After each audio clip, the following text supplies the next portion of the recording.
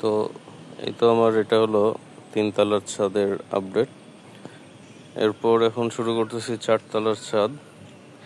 এইখানে এর আগের বছর মানে গত বছর থেকেই তো শুরু সব। এখানে স্ট্রবেরি গাছগুলো লাগাইছিলাম। এই যে স্ট্রবেরি এখন পুদিনা পাতার সাথে ঢেকে গেছে একদম। এখানে পুদিনা পাতার বিশাল যজ্ঞ। এইখানে সব আছে মরিচ গাছ, যেগুলো মরিচের গাছে সব মরিচ ধরছিল সেগুলা গতকালকের আগের দিন উঠাইলাম।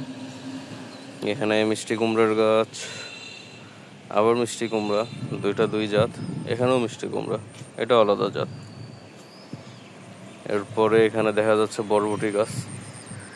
বরবটি তোলা হয়েছে, কয়েক দফা খাওয়া হয়েছে। এই যে একটা আছে এখন। আর এইখানে তো পেঁপে গাছের কন্ডিশন খারাপ, নড়ে গেছে একদম। এইটা টিকবে কিনা বলতে পারতেছি না। ঢেঁড়স গাছ, এটারও অবস্থা খারাপ। শশা গাছের শশা আর জায়গা পেল না, এই বালতির ফাঁকে এসে শশা ধরছে। আবার এখানে মরিচ গাছ। তারপরে যে এখানে আমাদের 5টা কাটা বেগুন গাছ একবারে।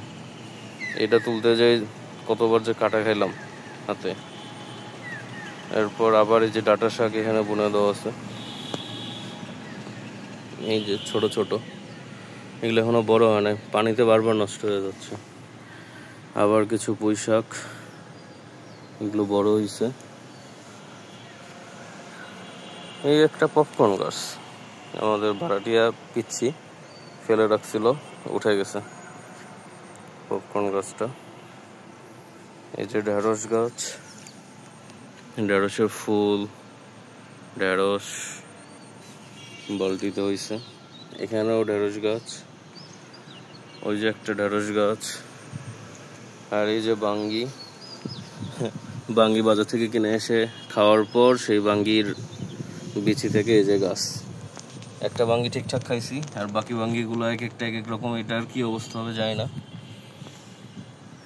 অনেকগুলো ফুল আসে, কিন্তু এই যে এরকম ছোট ছোট হওয়ার পর এই যে ছোট একটা, ওই যে একটা নষ্ট হয়ে যায়। এটা হলো মিষ্টি আলু গাছ। এটাও বাজার থেকে মিষ্টি আলু খেয়ে মিষ্টি আলু রেখে দিছি, যে দেখি কেমন হয়। এই ঢেঁড়স গাছটার পাতাগুলো কেমন জানি, এটা একটু আলাদা ধাঁচের আর কি। বাজার থেকে কিনে আনা বীজ, তো কি জাত, এরকম জাত মিক্সড হওয়ার তো কথা না। এই যে এটাও ঢেঁড়স গাছ, ছোট ঢেঁড়স। এই যে এখানে। আর এগুলো আবার নতুন করে বেগুন গাছ লাগানো হয়েছে। সিরিয়ালে 8টা 10টার মতো আছে প্রায়।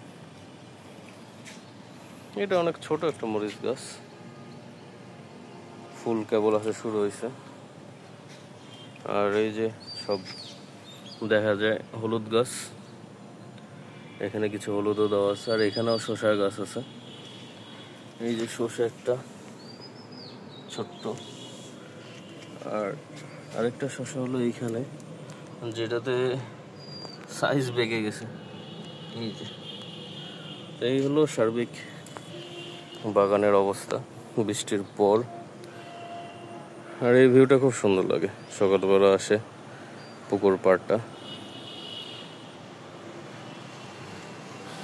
এই তো এটাই হলো আপাতত আমার ছাদ বাগানের একটা পূর্ণাঙ্গ ভিডিও হতে যাচ্ছে। কখনো এইভাবে ফুল ভিডিও দেওয়া হয় না, তো এটা বৃষ্টির পর ভাবলাম নেই একটা। তো এই তো নিয়ে রাখলাম, দেখা যাক কবে আপলোড দিতে পারি।